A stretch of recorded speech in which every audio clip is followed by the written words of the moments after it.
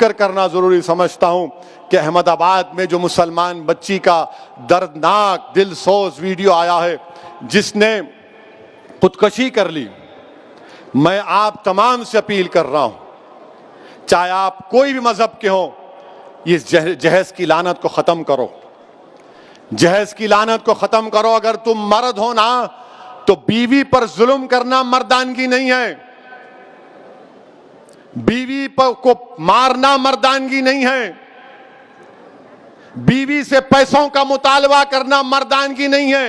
تم مرد کہلانے کے بھی لائق نہیں ہوگا اگر تم ایسی حرکت کرو گے۔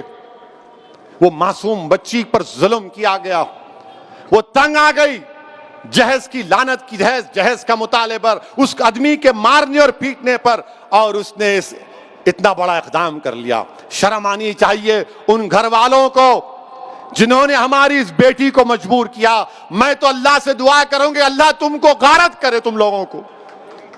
ہر باپ کی تکلیف تم نہیں سمجھ سکتے۔ اگر کوئی باپ خبر میں جاتا ہے، میں کئی ایسے لوگوں کو جانتا ہوں جو زندگی کی آخری سانسیں لیتے ہیں اور اپنا ہاتھ پکڑ کر دھیمی سی آواز میں کہتے ہیں اسد صاحب بچی کی شادی ہے، انتظام کرا دو، مرنے سے پہلے کچھ ہو جائے۔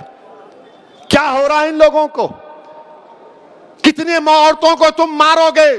کیسے تم مرد ہو جو بچیوں کو مار رہے ہو، ان کی جانیں لے رہے ہو؟ کیا تم میں انسانیت مر چکی ہے؟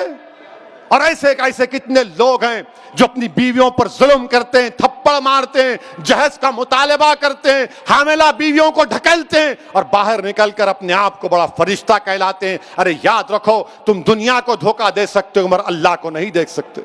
اللہ دیکھ رہا ہے، اللہ سمجھ رہا ہے، اور اللہ ضرور مظلوم کا ساتھ دے گا، اللہ مظلوم کا ساتھ دے گا۔ میں ان تمام مسلمانوں سے اپیل کر رہا ہوں، اللہ کے رسول صلی اللہ علیہ وسلم نے ارشاد فرمایا تھا کہ تم میں سب سے بہترین وہ ہے جو اپنے گھر والوں سے اچھا ہے، بہترین اخلاق اس کے ہیں جو اپنی بیویوں سے اچھا برتاؤ کرے گا۔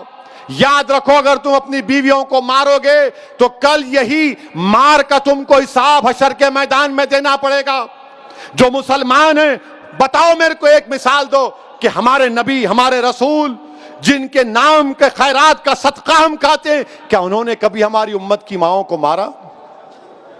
کہ اللہ کے رسول صلی اللہ علیہ وسلم کی مثال دو۔ تم کہتے ہو کہ میں محمد صلی اللہ علیہ وسلم کا امتی ہوں، ارے شرم سے ڈوب مرو۔ تم رسول اللہ کے امتی ہو اور اب بچی کو مارتے ہو، اس بچی سے جہیز کا مطالبہ کرتے ہو۔ ارے اسلام میں جہیز کا مطالبہ کرنا حرام ہے، حرام ہے، حرام ہے۔ تم سور کا گوشت بھی نہیں کھا رہے بلکہ تم حرام کام کر رہے ہو۔ ختم کرو یہ جہیز کو۔ کیا لے کے جاؤ گے خبر میں؟ حیدرآباد کی، دکن کی تاریخ بھری پڑی ہے، محلات ہیں بادشاہوں کے، ان کے مقبرے پر آج پھول ڈالنے والا کوئی نہیں ہے۔ کیا لے کے جاؤ گے تم کسی بچی پر ظلم کر کے؟ کتنی دولت تم کو چاہیے؟ ظلم کرے اس بچی پر، تکلیف ہوتی ہے، شرمندگی ہوتی ہے۔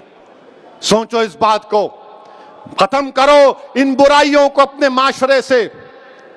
بچیاں، اللہ کے رسول صلی اللہ علیہ وسلم مسلمانوں کے لیے کہہ رہا ہوں بلکہ دنیا کو بتا رہا ہوں کہ ہمارے رسول صلی اللہ علیہ وسلم جب اپنے بیٹی سے ملنے جاتے، شہزادی جنت سے، یا وہ آتی، اللہ کے رسول صلی اللہ علیہ وسلم اپنی صاحبزادی کے لیے کھڑے ہو جاتے، بیٹی کے لیے کھڑے ہو جاتے تھے، حضرت فاطمہ کے لیے پیشانی پر بوسہ دیتے اپنی بیٹی کو۔